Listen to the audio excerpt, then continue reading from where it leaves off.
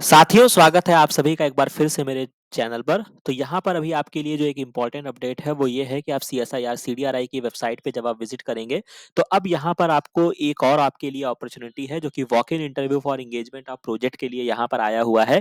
तो इसको जब आप क्लिक करेंगे तो ये आपको इस तरीके से आपको डाउनलोड हो जाएगा। तो सबसे पहले हम इसको डिटेल में समझ लेते हैं। और हालाँकि अभी 10 दिन पहले भी एक आपका इंटरव्यू के लिए आया हुआ था, तो आप उससे कन्फ्यूज़ मत होइएगा। वो आपका डिफरेंट था, जहाँ पे ऑनलाइन फॉर्म आपसे फिल करवाए गए हैं और उनकी स्क्रूटनी करने के बाद आपको बुलाया जाएगा। तो यहाँ पर क्या है कि चूँकि ये वॉक इन इंटरव्यू है, यानी कि आपको फॉर्म भरना है और सीधा आपको सीडीआरआई पहुँच जाना है। तो जिस तारीख को यहाँ पे आपको पहुँचना है, वो तारीख जो है वो आपकी 12 जनवरी 2023 है, इस बात को याद रखिएगा। और एज़ सिंपल, जैसा कि आपके हर प्रोजेक्ट के समय मैं आपको अपनी प्रतिक्रिया, मेरे क्या विचार हैं इस पे, वो सारी चीज़ें आपको मैंने पहले ही एक्सप्लेन कर रखी है, कैसे-कैसे यहाँ पे आप देखते हैं। तो यहाँ पे अगर आप देखेंगे तो यहाँ पे आपके बहुत सारे वैकेंसीज़ आई हुई हैं, जो आपके, मुझे लगता है जो आपके काम की है, वो आपका प्रोजेक्ट एसोसिएट 1 जो है ये काम का है, जहाँ पे एसेंशियल क्वालिफिकेशन आपका लाइफ साइंस, जूलॉजी, बायोटेक माँगा है। वायरोलॉजी में आपका एक्सपीरियंस होना चाहिए।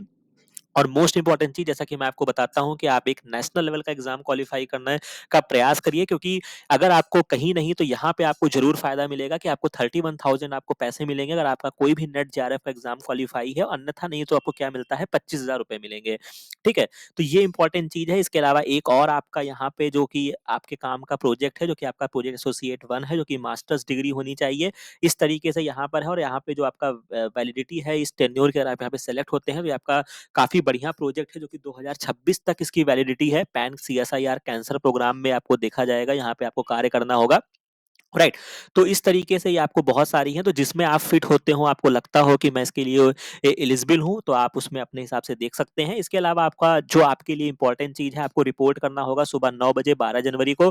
अगर आप 10 बजे के बाद आते हैं तो आपको एंटरटेन नहीं किया जाएगा। अपने सारे डॉक्यूमेंट, जो भी आपके सर्टिफिकेट्स वगैरह होंगे, उनको आप लेकर आइएगा, सेल्फ अटेस्टेड करके लाइएगा। और अगर आप रिजल्ट अवेटेड कैटेगरी में आते हैं तो आप इसके लिए एलिजिबल नहीं है, इस बात को ध्यान रखिएगा। बाकी कोई टीए डीए वगैरह आपको नहीं दिया जाएगा, मतलब कोई आपको किराया भाड़ा आपको नहीं दिया जाएगा कि आप यहाँ पे आ रहे हैं।